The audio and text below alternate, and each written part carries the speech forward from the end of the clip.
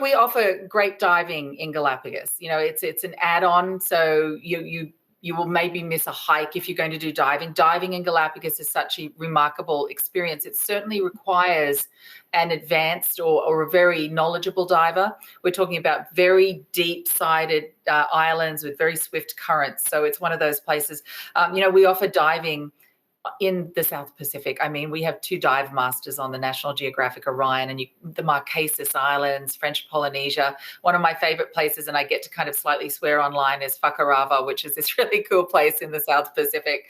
But so we have diving, but, with the photography component, and I'm so glad you're so passionate about B&H, it means that on our ships, nearly all of them now, not all, we've got a couple we're still expanding into, but you have a B&H photo locker. And that's actually complimentary. They don't rent. They get to use that equipment free of charge.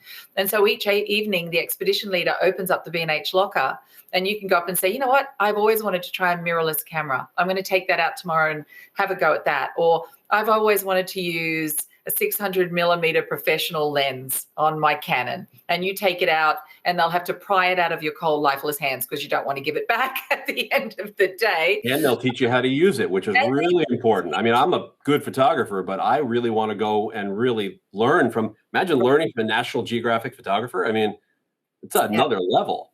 Well, yeah, and they're in the field with you. So all of our main ships, the Endurance, the Resolution, the Orion, the Explorer, you're traveling in the company of a National Geographic photographer. And then on our other ships, you have a Linblad certified Nat Geo photographer. So they're wonderful caliber. They just haven't been published in the magazines. But their job is not to get their own shots. Their job is to be there with you, to help you, frame that image, get your camera settings correct, help you understand how to take images underwater.